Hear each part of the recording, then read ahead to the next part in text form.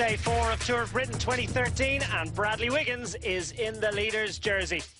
Hello and welcome to the 4th stage of Britain's Premier Stage race as the riders make their way from Stoke-on-Trent to Llanberis at the foot of Mount Snowdon on what's set fair to be another arduous day in the saddle for the riders. I'm Declan Quigley, alongside is Magnus Backstedt, and we will see whether the 2012 Tour de France champion Wiggins can hang on to the lead he took with such a flourish of time trial power in Knowsley yesterday. Alex Dowsett put it up to him. Did a great job of getting past Matt Hayman, and immense power and effort from Alex Dowsett. Not quite enough to hold off this man, and indeed this man, Ian Stannard. Superb second place for the Sky Pro cycling team. First and second on the day. They've got first and second on general classification. They're in the box seat, but can they hang on? Because very different proposition today. 3 classified climbs and another rolling parkour for the riders in challenging weather conditions once more as they make their way towards some of the toughest roads in Britain, in Wales. That was not what Wiggins was thinking about yesterday. He now enjoys a 37-second advantage over Ian Stannard. Martin Elmiger of Switzerland sitting in 3rd place. Jack Bauer's great effort in the time trial elevates him to 4th. Alex Dowsett sitting pretty in 5th place for Movistar. And David Lopez makes it 3 Sky Pro cycling riders in the top 6. Mikael Golash slips from 3rd to 7th. So stage 4, as I say, takes the and that just tells the story, doesn't it? From Stoke-on-Trent in the Potteries. It's a relatively flat run until they get into Wales, and then they start to hit the lumps and bumps. 3 classified, 3 sprint points along the way, and then 3 classified climbs. 2 category 2 ascents, so Gross and Clansanan.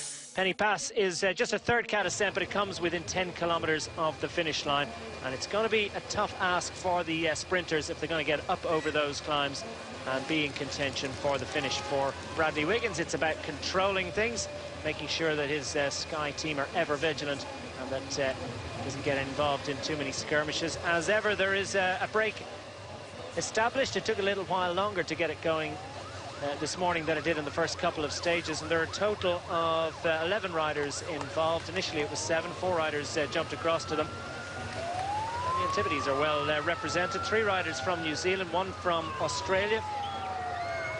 Mike Northey is there for Note 4 Giordana. Australia's Heinrich Hausler is in there, and this is Aaron Gate. Speaking of New Zealanders, Aaron Gate going for one of these intermediate sprint points, the first of the day, and just missing out on that occasion. And that was Tom Scully, who's in absolutely fine form for rally this season. New Zealand versus New Zealand.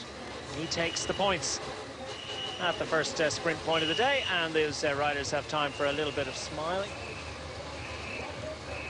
Enjoying themselves. 3 classified climbs on honours. We're on Twitter today. It's at DQ Sport for myself, and for the man alongside me, Magnus Backstedt, at Magnus Backstedt for him. Eurosport, hashtag Eurosport Cycling to join the conversation.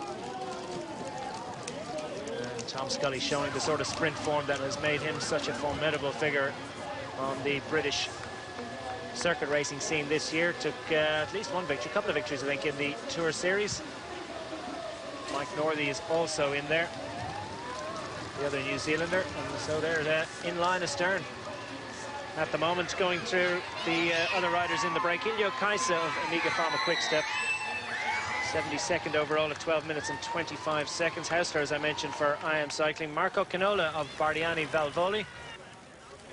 Here's the 2nd sprint of the day, with Aaron Gate going for it once more and has a little look over his shoulder, and it's almost inevitable, isn't it? Tom Scully, he sees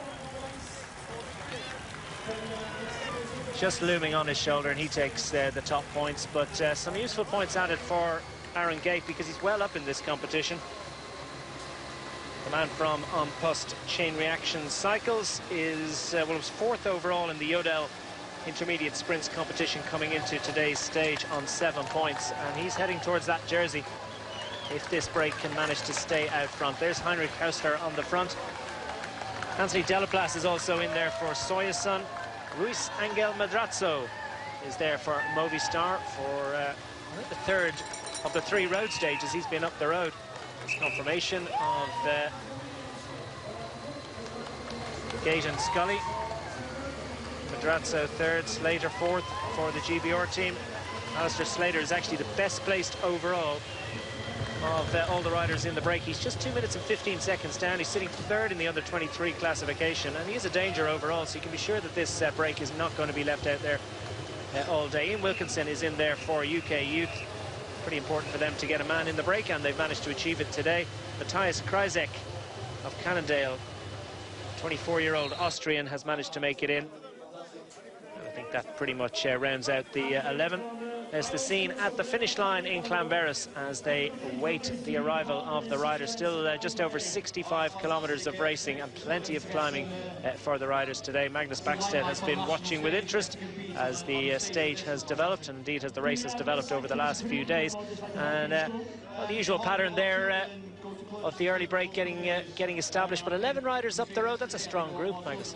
That is quite a big group for certainly for this race, with only 6 riders in each team. You know, it's going to be quite difficult for certainly Team Sky to control this one. And you know, now they have 3 riders in the top 6 on the general classification. Obviously, they're looking at Bradley Wiggins to try and get him to hold on to this. But you know, they have a good backup plan with Ian Stannard as well. So they're down to 3, maybe 4 riders who can actually do the majority of the work throughout the stage, and that's going to be a little bit on the difficult side for them to maintain an 11-man group and keep them in check. Now, I don't think they will have too many other teams that happy to really give them a hand today, because... Well, that was my next question. Does that mean that Sky will get some help? I don't think they will get any help in because they have... You know, they have the stronghold of the race. They are really sitting up there quite nicely with Bradley and Ian Stannard. And with that, you know, they won't really get too many riders helping out. And if you're looking at the composition of the breakaway today, Cannondale got one rider up here. So they got no real reason to ride for Elia Viviani for him to try and take the sprint. Same thing, you got Ilio Kayser from Omega Pharma Quick Step, so there's no point in Omega Pharma riding for Mark Cavendish to take the sprint. Casey's fast enough to leave him out here in that group and look after things, and he'll probably be able to at least be, well, he should have... bet on him to do a job. I would bet on him to do a job and pull that off. So I think Team Sky are very isolated in today's stage, and they're certainly not going to get any help until they've brought these guys back. You know, there's an awful lot of teams represented in this breakaway today. You know, yeah, basically the majority of the teams have someone in there. So with that, it could be a tough old day for the Sky Pro Cycling squad. Well, it's their fault. They've got 3 riders in the top 6 overall. Ian Stannard sitting in second position. I'm also surprised that that Team Sky let such a big group go up the road. Normally, you tend to put quite a bit of effort in the morning in the first sort of 30, 40, 50 kilometers to make sure there's a good group established that goes up the road, and that you haven't got some of the big sprinter teams represented in that, so you actually are you're creating an opportunity for yourself to get some help from the sprinters team to pull it back in the final bit. So you do maybe half of the stage on your own, and then all of a sudden you get 1 or 2 riders from the different sprinters teams coming up and giving you a hand. What's happened today is... Kaiser was a particular... They dropped the ball a bit there, letting him in. He's a good track man, so... Yeah, Kaiser and Gricek, you know, from Cannondale, they're the 2 men that they really shouldn't have let go into that group today. You know, they should have just brought it back and started all over again. Well, they've made a rod for their own back, and you can be sure that it's Sky Pro Cycling that are going to have to take responsibility for the job of closing down this attack. They haven't given them too much of a leash, in fairness. They haven't been much over 3 minutes at any stage during their time out front. Bradley Wiggins safely in the group at the front, a Sky Pro Cycling line out. And Bradley Wiggins has the IG gold jersey of race leader, covered up substantially, of course, by that sleeveless gilet. It's been a pretty good race so far for the Unpussed chain reactions squad, as Aaron Gate gets into the break for the 2nd time in 3 road stages. His teammate Sam Bennett took a fine 2nd place on stage 2. good time trial as well from Bennett yesterday. He's out of it pretty much on the general classification, but some good results. Sean Downey also getting into the break on the second stage as well. So Unbust chain reaction cycles having a good race so far. For Mark Cavendish, perhaps a little less so. Didn't really get his sprint organised just the way he would have liked it on the first day, and Alessandro Patacchi was the man who took responsibility for the Omega Pharma Quick-Step team in coming up with second on that occasion. Cavendish was up the road on the second day, but that finish really didn't suit him. Just a little bit too steep and long. So I think for Mark Cavendish today and the final stage in London are a couple of key rendezvous for him. And today, well, he won't want to put himself under too much pressure going into London. I think he'd really, really like to get a stage win today if it's possible. Yeah, I think so too. You know, it is a sprint that should suit Mark. If you're looking at the final 3 kilometers, it's a slight descent all the way into the finish line. Certainly the last kilometer is slightly downhill, so it will be a high-speed sprint, which, you know, should suit Mark.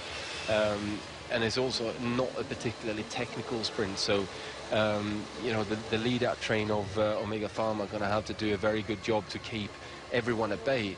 And it is very difficult to do when you have such a fast sprint. It's very easy to come from behind and sort of come up alongside the Omega Pharma Quick-Step train and cause all sorts of issues for them. And I just feel that you know, that they're going to really have to pull everything 100% to get this right. Is it easier to control a finish like this, relatively untechnical and more downhill than up in the last kilometre, or would you say it's even tougher? It's even tougher when it's really fast, because then more guys have the legs to move themselves up, and that's why you're going to have to be, you know, the speed has to be so high that no one can actually pedal any faster. And at that point, you know, then that's when you stay in a little bit safer. But, you know, when you're coming from the back as well, you can slipstream and slingshot yourself up alongside, and there's all sorts of things that can happen. So a technical, slightly more technical in-run to the finish is most of the time easier to control than an absolute straight motorway and really wide road. So Bradley Wiggins takes the opportunity for a comfort break. The pace is steady at the moment for the riders, just over 60 kilometres to go.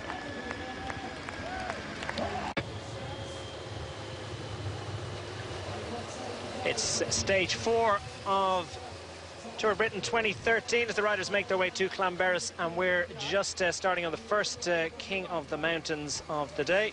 It's at Gross. It's a second category ascent, and a total of 3 kilometres for the riders. And this will be a little drag up, and this will tell us a lot about whether this break has the legs to stay on out front, because they haven't got a huge advantage over the peloton behind. They certainly do need to get their skates on. Kajsa's still in trouble. We've seen that Iljo Kajsa has had a few issues, and it's the Unbust chain reactions car, piloted by Kurt Bogarts, who is... and Kajsa's being looked after because, of course, Mark Cavendish is back in the group. The Omega Pharma Quick-Step car is looking after him. So there's Mark Cavendish just on the back of the SkyTrain.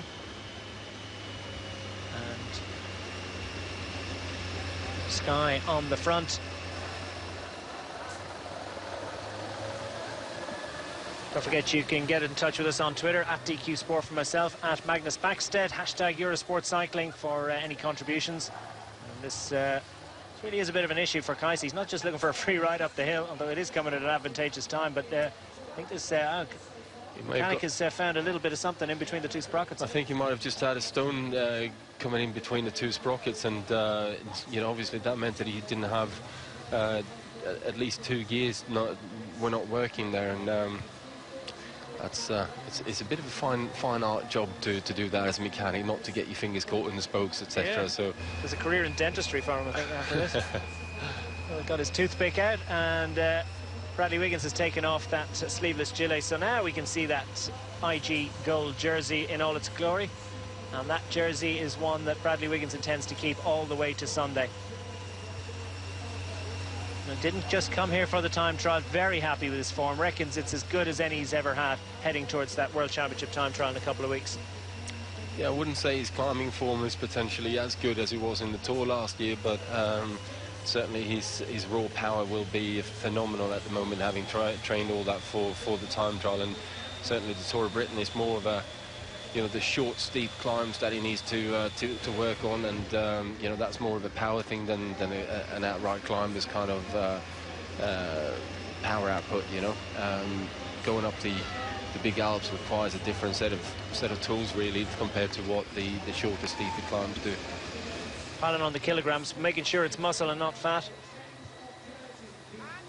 And he's not, Iliukais is not the only man going back to the car. Matthias Krajicek of the Cannondale team, 24-year-old Austrian. Krajicek picks up a bottle as he continues to slog his way up the climb into Groes. A couple of tweets in to at DQ Sport, hashtag Eurosport Cycling once more.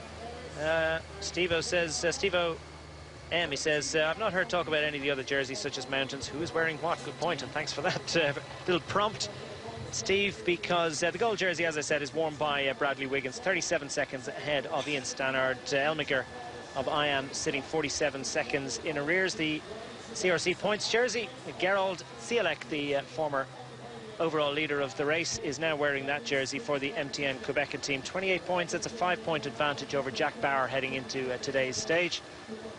Skoda King of the Mountains, and the first classified climb of the day, they're on that at the moment. Currently worn by Ruiz Angel Madrazo, and he's set fair to add some points to his total because he's in the break today. He's got a 2-point advantage over Sean Downey of the Unpost Chain Reactions team.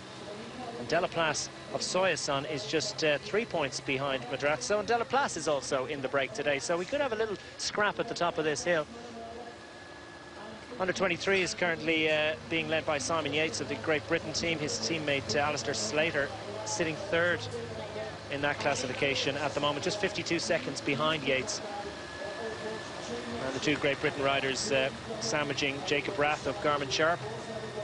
Yodel Direct Sprints worn, that jersey worn by Nicola Bohem of Bardiani Valvoli, just 1 point ahead of Madrazo. So Madrazo has a great opportunity to take the lead in 2 classifications. He has one of them, and could well be adding to his points total in Yodel Direct Sprints. Need to have a look at the points that he managed to garner in the first couple of sprints of the day. It's not the major attention for him. I think Madrazo's looking about the Skoda King of the Mountains jersey. That's the one that he's thinking about. Bradley Wiggins, though, is thinking only about IG Gold. He's sitting comfortably in that at the moment, but the Sky Pro Cycling squad have a long, tough day. Ian Stannard sitting on Bradley Wiggins' wheel. He's not going to be asked to do a whole lot of work. Lopez, sitting 6th overall in the race, though, is right on the front. It's Heinrich Hausler on the front of the 11-rider breakaway as they approach the top of the first Skoda King of the Mountains of the day. Good to see Heinrich Hausler back again after crashing heavily in Tour of Switzerland, and you know, he had a good couple of months off his bike, and he's just now making his return to racing, and you know, straight away out there in the breakaway and getting a good workout, which you know, clearly he's now already starting to look for the next season and starting to build up you know, his strength and everything after his crash, and this is a good start for him. Yeah, he was third in the short time trial at the start of that Tour of Switzerland, so there was signs that he's coming back to the sort of form we saw from a few years ago when he was second in Mans San Remo. I was actually out there in Switzerland at the Tour of Switzerland, and I spoke to Heinrich in the morning, and he was really upbeat about things and how, you know, how he was feeling on the bike. He felt like he was really coming back into some great form, and then unfortunately during that stage he came off his bike, and I can't remember whether it was his pelvis he broke or something like that, and basically put him out for the better part of 2 months. So that's why, you know, he's back now, and it's great to see him back in racing. Yeah, it's great that he got back before the end of the season. Yeah, that was I think quite a key thing for him for next year's preparation, to make sure that he got a couple of months of racing, just to build up that strength and go into the off season.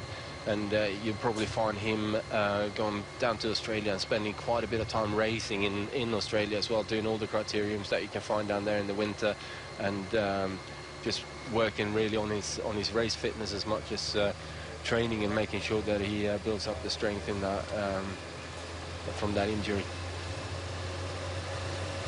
UK Theory Training reckons that Mark Cavendish has a Sky bottle on his seatbelt cage. I'm not really sure whether that's true or not, but wouldn't be that surprising, would he? I mean, he's plenty of friends, and people would pass bottles around him. Yeah, and if his team car is up here, you know, in the breakaway with Casey, then he might not have, you know, been able to get a bottle at the time, or you know, one of the Sky riders have been down to get a whole bunch of bottles, and then, you know, there's only a couple of his teammates that want it, so you know, they're left with one spare. What you normally do, rather than just chucking it, you kind of offer it to one of the other riders, and Marcus probably said, yeah, I'll have that, thanks very much. Here comes Madrazo, he's going for the points, and Delaplace has left it late. Mike Northey fancies it as well, but it's Madrazo that takes the points, and a little fist pump, as if to say, I'm absolutely thrilled with that. Very popular figure in the Movistar team. They call him McLovin, after the character in the movie Superbad. He's a real fun character. Delaplace left that one late if he has ambitions for this jersey. Well, he did score points there, of course, but the gap between himself and Madrazo has opened up a little bit. Ilio Kaisa gets into the aerodynamic tuck and just demonstrates to his breakaway companions the importance of maintaining this advantage over the top of the hill. Let's get a replay of it. Delaplace just a little bit slow, realizing that the top of the hill was coming.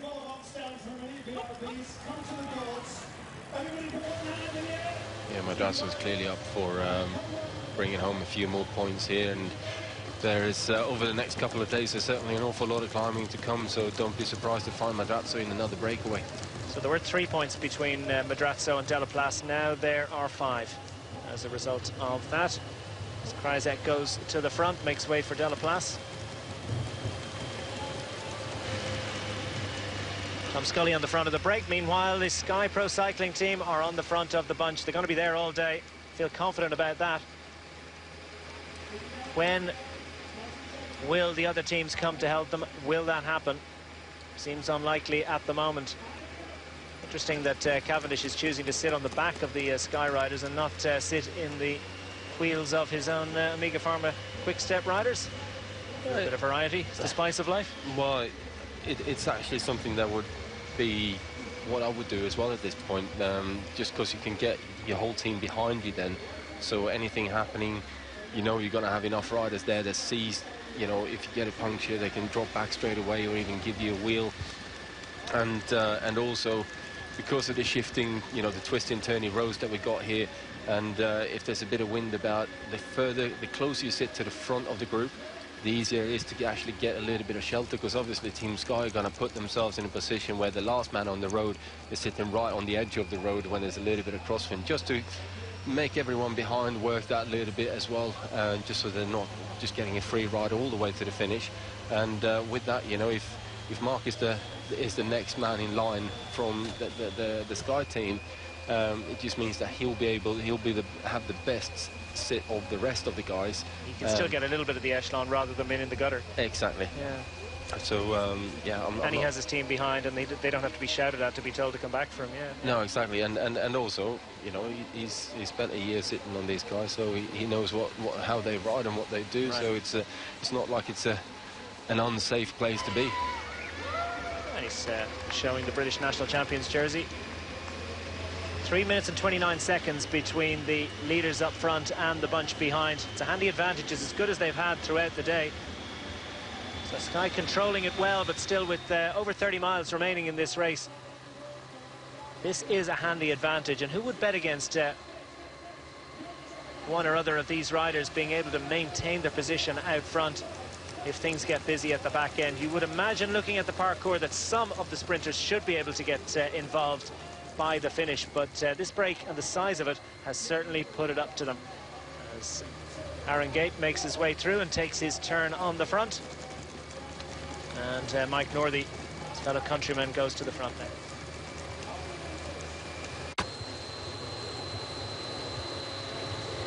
So just over 30 miles remaining on stage 4 of Tour of Britain 2013 as the riders are racing towards Llanberis. And it's beautiful sunshine. There was a little bit of rain at the start in Stoke-on-Trent this morning, but that's the skies have cleared.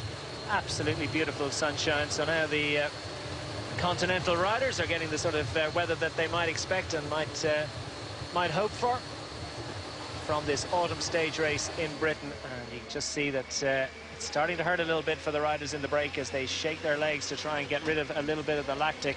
And on the front of the peloton, Sky Pro Cycling. Yeah, there's a couple of guys in there as well looking like they're labouring a little bit from the hard work that they've put in so far. You remember today's stage is 186 kilometres, so they've covered a fair bit of distance already. And looking at Bernie Eisel and Matt Heyman, they certainly look like they're starting to pull a few faces and starting to labour a little bit.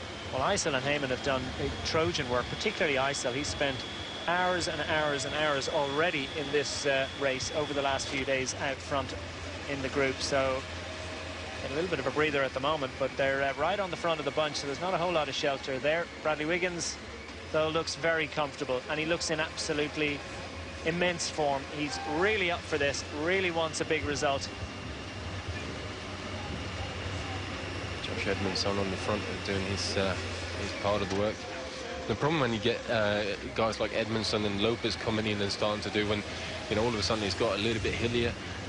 They've been sitting on the wheel, letting Heyman and Eisel do the majority of the work, and then all of a sudden you get those two slightly fresher guys, and also guys that are geared towards climbing a little bit more than certainly Eisel and Heyman are, and they might just put that pace just a little bit more than what the two other riders are comfortable with. And that's Edmondson's earlier in his career as well, that just measuring the pace might be something that's it's an acquired skill. It is an acquired skill, but I think he's done enough racing with Team Sky now to have that nailed into him already. But it's just that you've got fresh legs, you're coming up to the front, you're doing a turn, and you don't feel how fast you're going or quite as far how fast you're going. And the guys that spent already 120 odd K on the front, they'll start to feel it. You hear the revs drop on the motorbike. That little left turn means we're starting the second King of the Mountains classified climb. Clansanan, Category 2 ascent, just under 2 kilometres, so it's short, but it's a short, sharp shock. 5.3% average, but there are little ramps on this that get up to around about 17%, and that's a real leg breaker, especially given the amount of time that these riders have spent out front in this stage. Madrazo at the back wearing the Skoda King of the Mountains jersey. Mike Northey, who challenged him for the points on the last King of the Mountains hill, is just to his left in the black and orange jersey, wearing the green of Cannondale is Kreisek, the Austrian. And on the front, Heinrich Hausler looks in great form today. Yeah, he looks to be climbing quite well, actually, and it's something that Heinrich actually does. These type of climbs, the shorter, steeper things, he does go up very well for someone who ultimately, as far as I'm concerned, still is a sprinter. Yeah, he's a superb although sprinter, he himself doesn't quite see him as a sprinter, but I still reckon he's fast enough to be playing with the big boys in a flat punch kick. And well, actually, there's some superb sprinters in here. When you look at Tom Scully as well, and Kaisa's got a good turn of speed. Wilkinson is certainly fast enough. Yeah, we haven't mentioned too much about Ian Wilkinson, one of the true northern hard men in the very best sense of the word. And from Barnoldswick in Lancashire, representing UK Youth. He's just third from the back there, the blue and white colours of Team UK Youth, sitting 61st overall at 8 minutes and 9 seconds. This is a great opportunity for him to come up with a good result today. 34 years of age, but life in those legs yet. It's a gap now down to 2 minutes and 42 seconds. They've lost about 50 seconds in the last sort of 7 or 8 kilometres. Yeah, there's a bit of pressure being applied from Team Sky just to bring this back a little bit, and that's down to Lopez and Edmondson doing the work on those climbs and just going that little bit quicker. And it'll be interesting to see what happens to Heyman and Eisel when we go into this steep climb here now, because Sky are really going to have to nurture those two riders and make sure that they come over this climb in a good way, because they're still going to need them with 49.4 kilometers to go. They can't just go down to having Edmondson and Lopez do all the work towards the finish. They still need Heyman and Eisel. Mark DeMar at the back of the group for United Healthcare.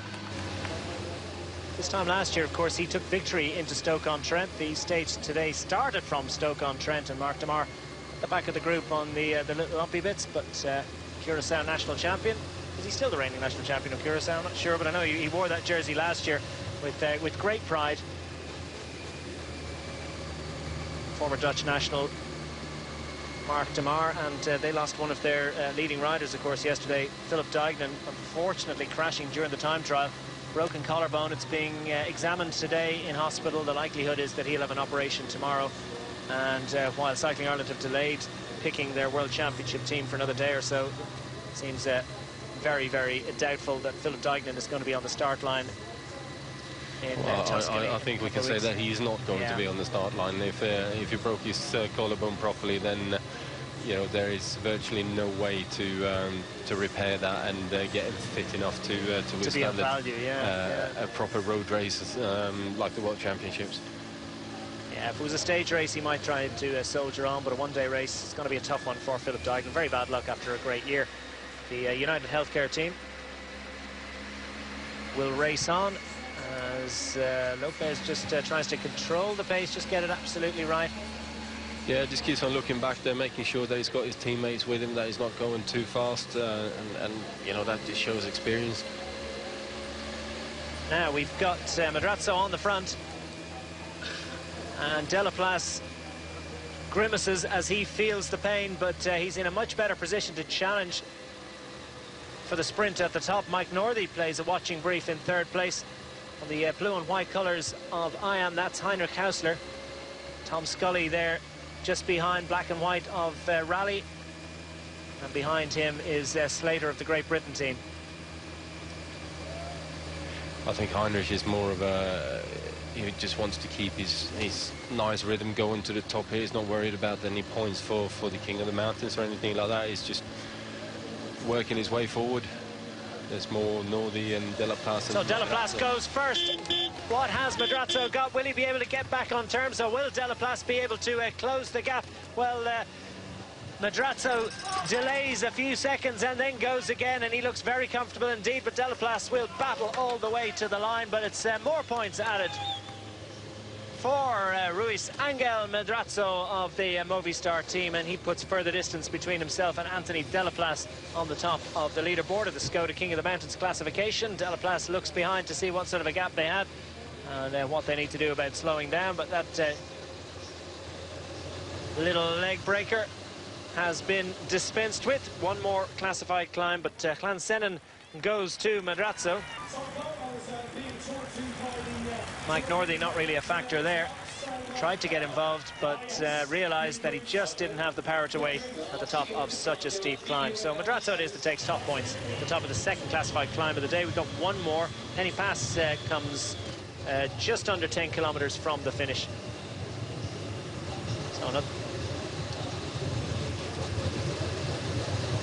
So Madrazo looks over his shoulder and waits for the rest of the group to reassemble as we see spots of rain.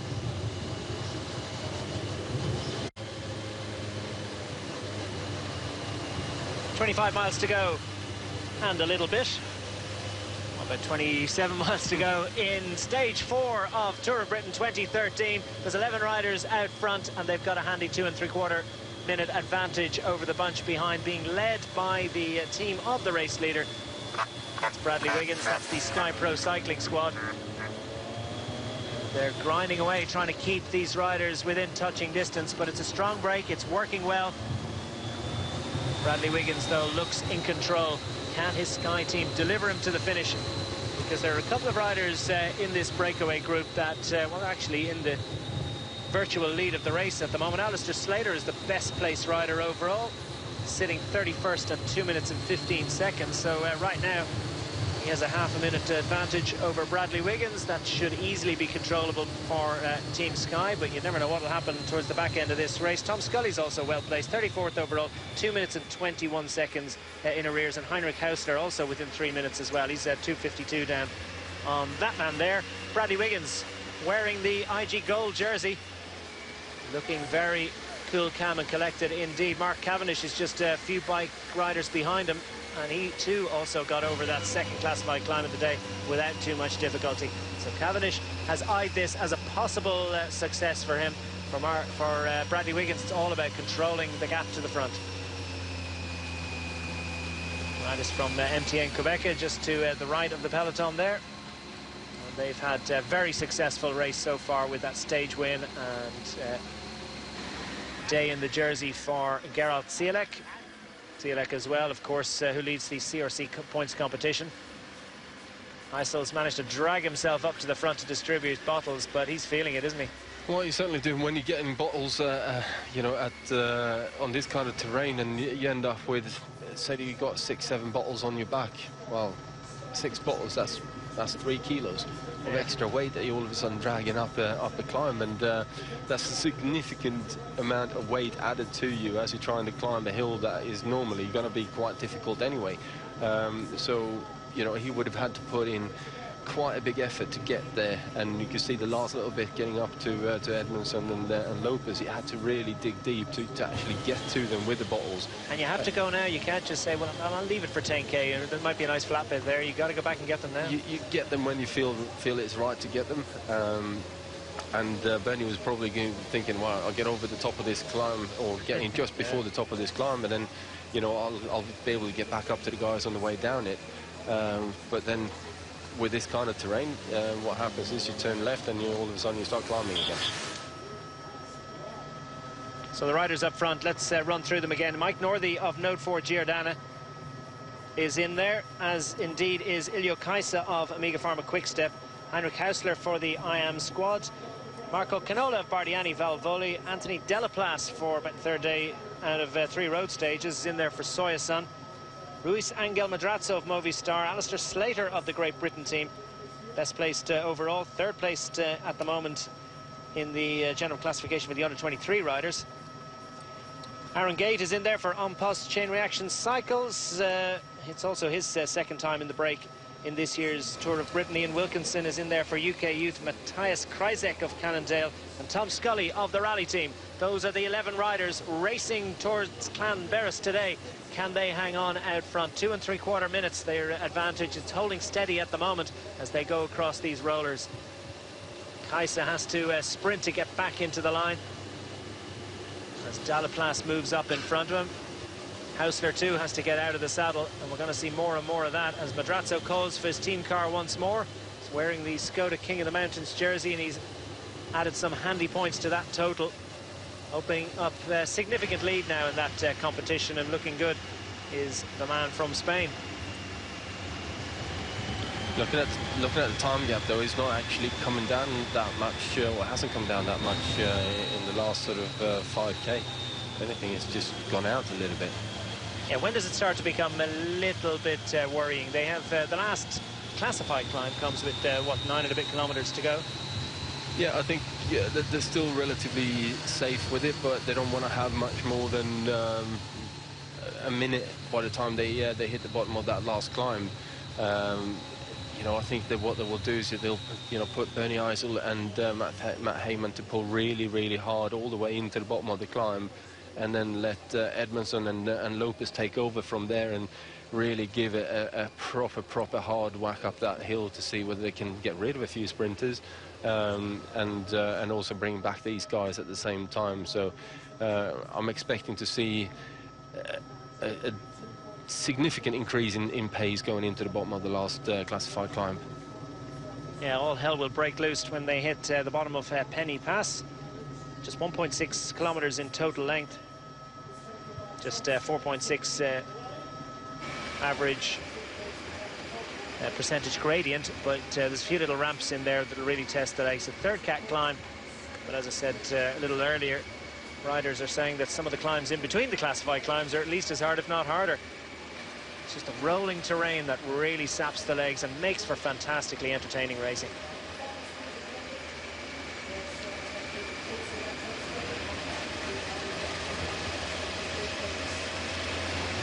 Don't forget you can get in touch on Twitter. It's at DQ Sport for myself, at Magnus Backstedt for the man alongside, and hashtag Eurosport Cycling.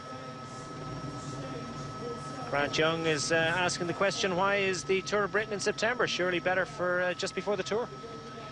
Weather-wise, it would be much better just before the Tour. I don't think you'll get quite as many big riders coming here then if you put it right before the Tour de France.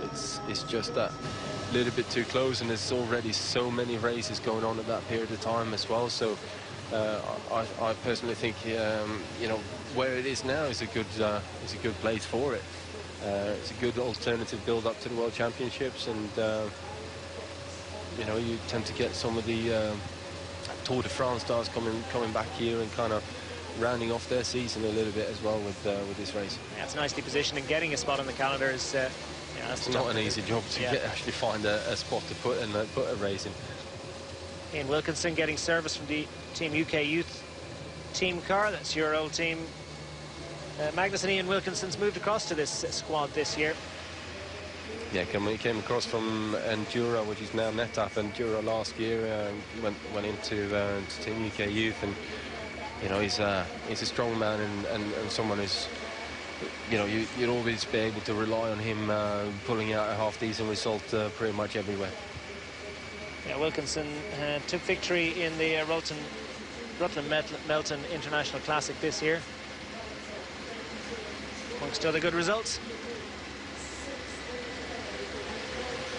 Edmondson slogging away on the front of the group. Bernie Eisel is running the show. He's kind of dictating the tempo, telling them exactly what they need to do.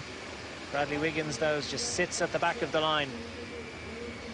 Difference between the team leader and the team captain's role. Not always understood that there are two roles. I mean, you know, do many teams have a designated team captain these days, or is it just a role that is assumed by a rider who has more experience? Well, you don't really state it as such that he is team captain or whatever. It kind of happens, and when you've got someone with the experience of Bernie Eisel and also the personality, the language skills that he possesses as well, it is something that adds into that. So he automatically kind of just draws people to him, and with that it becomes a very sort of important part, an important player in the team. And most of the time you want someone who's not necessarily the team leader, like Bradley Wiggins, calling the shots and making sure that everything is done correctly. That's, you know, the team leader will come to the team captain and kind of say, look, we'll have a discussion about what to do, and then the team captain kind of puts it out there and organises things, make sure it happens. It's less stressful for the guy in the yellow jersey to worry about anything. It just needs to follow the team, and then when the team disappears, then you know, he puts the power down and kind of finishes the job off. So it's easy really for the other, you know, the team leader. He just has to race away from them all at the end of all that. Maybe not that easy. Not that easy, no. Not that easy. IG Sigma Sports at the back calling for the team car. That's Wouter Zabrandi. Good time trial from him yesterday has elevated him to 32nd overall at 2 minutes and 16 seconds. The Dutchman, based in the south of England, riding a great Tour of Britain this year after his crash last year. Great to see him back in it.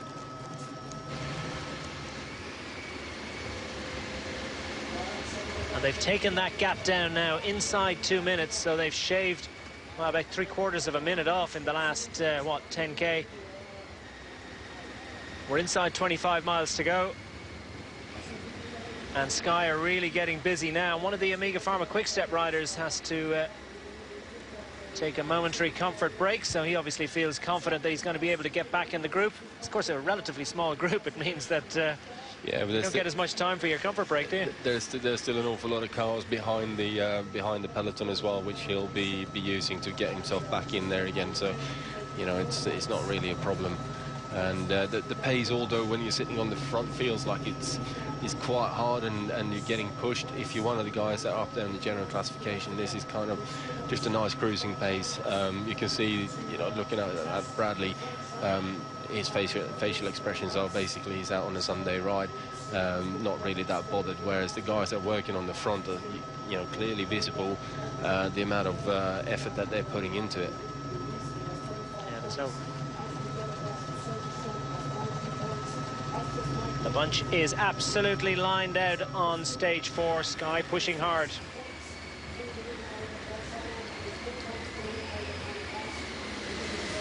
Inside 2 minutes now between these riders and the 11 riders up front in the breakaway group. as Bernie Eisel takes on the job of controlling the pace for Sky Pro Cycling, and in particular for the man in that gold jersey sitting in the wake of the Sky Pro Cycling riders. That's Bradley Wiggins, the overall leader of this race. 37 seconds to the good ahead of his teammate Ian Stannard. Stannard's on Wiggins' wheel, as he has been for most of the day.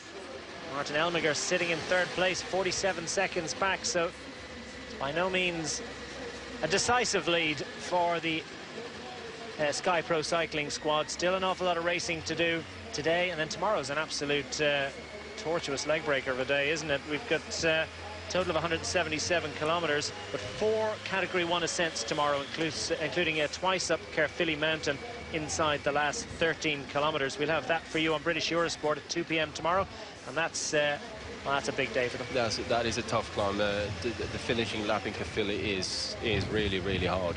You know, I live down in that region and use that climb on training quite often, and it is an absolute brute of a climb to do. So I expect a fair few attacks to happen tomorrow. And so you on Strava then? Is your Strava climb on? No, I don't do Strava. I got an account, but I never use it. Me too. I don't need to find out how bad I am. I already know. 147 to the group up front. Those 11 riders: Mike Northey, Iljo Kaisa, Heinrich Hausler, Canola, Bardiani, Valvoli, Delaplace of Soyasan, Madrazo of Movistar, Slater of the Great Britain team, Aaron Gate of On Post Chain Reactions, Wilkinson of UK Youth, Kryzek of Cannondale, and Tom Scully of Rally. Those are the 11 riders out front. 3 New Zealanders, 1 Australian, an Austrian, 1 Frenchman, 1 Spaniard, 1 Great Britain rider, of course. That's about it. Oh, an Italian there as well, and a Belgian in the name of Iljo Kaisa. So it's a multicultural lineup up front. Iljo Kaisa at the back in the colours of Amiga Pharma Quick Step, and his presence in this breakaway is allowing the Amiga Pharma Quick Step team to well, to just watch the Sky Pro Cycling, and they don't feel any responsibility for going up and helping. No, definitely not, and it's a bit like I thought he was going to plan out. This that Sky were left on the front to do all the work until they've brought these guys back, and then you'll probably see Omega Pharma do their thing. But it also means that they should be fresh enough to lead Mark Cavendish out in the best possible way, and it'd be good to see them actually really pull a good lead out off, because this year it's been a little bit so-so, and every so often they get it right, and when they do get it right, it's great to watch. But they've just come up that little bit short and left Mark on his own with 1 lead-out man with about 1.5 kilometres to go, maybe 2 even, and it just means that he's not in the ideal position every time to start sprinting. And with Mark now having Pataki as his lead-out man, the problem for Mark is going to be to follow Pataki through the gaps that Pataki goes through, because Pataki's got the mentality of a sprinter as well. He'll go through the gaps that he would normally go through himself to get himself lined up for the sprint. It's not necessarily used to the thought yet that he has to create a big enough gap for Mark to get through as well, to be able to follow him through there. And that is a required technique that takes some time before you actually get it right.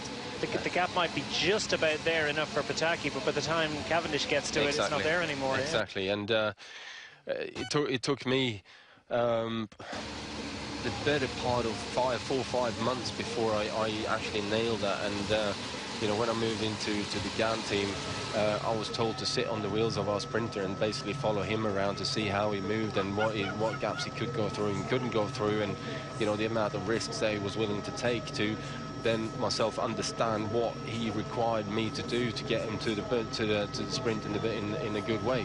And literally took me 4 or 5 months before they said, all right, now you're ready, you can start helping out. And at that point I was put in a position where I wasn't the last lead-up man, I was the second last lead-up man.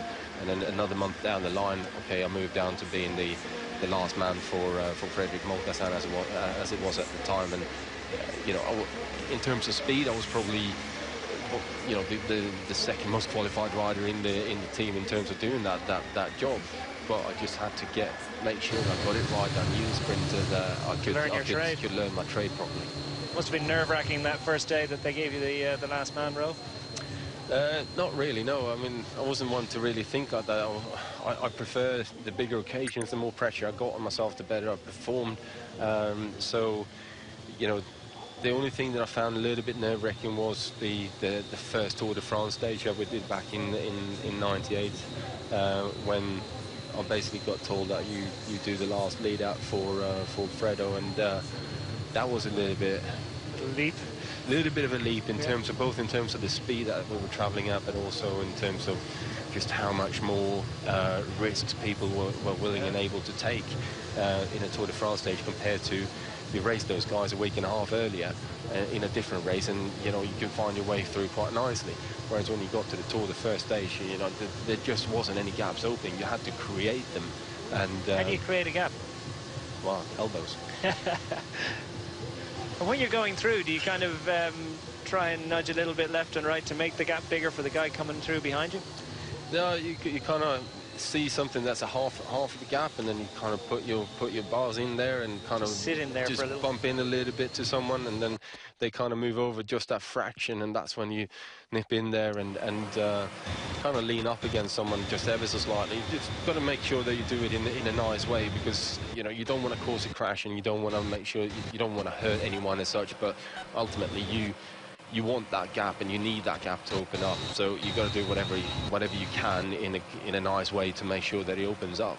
And that's partly why I, with my size and you know, with the abilities that I had to sprint and do these accelerations required, it was quite an easy job for me to do, because not many guys are gonna sort of lean up and start nudging me around. I was left alone quite often, and you know, the sprinters that I worked with. Why. The sprinters that I worked with always found it quite easy to follow the gaps that I created. They found it quite easy to follow through them as well once I moved on up. Don't try that at home. It's of course, I mean, the thing is that you guys are just that much more talented, and the trust levels are that much higher. The brakes still have just under 2 minutes advantage over the bunch behind. 32.8 kilometers left in this fourth stage.